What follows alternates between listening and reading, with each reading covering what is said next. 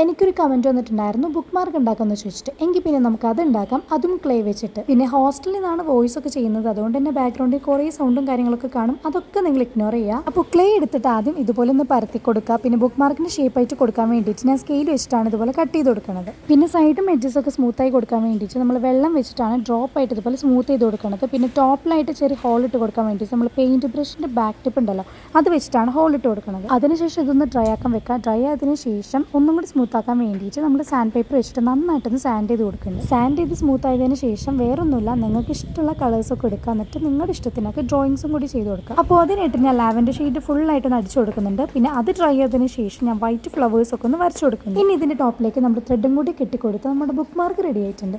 പക്ഷേ എല്ലാവരും കാത്തിരിക്കുന്നത് ഇതിനു വേണ്ടിയിട്ടല്ല, നമ്മുടെ വിന്നർ ആരാന്ന് അറിയാൻ വേണ്ടിയിട്ടാണ്. അപ്പോൾ നമ്മുടെ വിന്നറിൻ്റെ പേര് ഫരീദ ഫൈസൽ എന്നാണ്. അയച്ചേക്കുന്ന 10 ക്വസ്റ്റ്യൻസിൻ്റെ ആൻസേഴ്സും കറക്റ്റാണ്. അതുമാത്രമല്ല സബ്സ്ക്രൈബ് ചെയ്തതിൻ്റെയും ഫോളോ ചെയ്തതിൻ്റെ ഒക്കെ സ്ക്രീൻഷോട്ടൊക്കെ അയച്ചു തന്നിട്ടുണ്ടായിരുന്നു. പിന്നെ കുറേ പേര് എനിക്ക് ആൻസേഴ്സ് ഒക്കെ അയച്ചു തന്നിട്ടുണ്ടായിരുന്നു. പക്ഷേ എന്താ സംഭവം എന്ന് വെച്ചാൽ കുറച്ച് പേർക്ക് സബ്സ്ക്രൈബ് ചെയ്തതിൻ്റെ മാത്രമേ അയച്ചു തന്നിട്ടുള്ളൂ, ഫോളോ ചെയ്തതിൻ്റെ അയച്ചു തന്നിട്ടില്ല.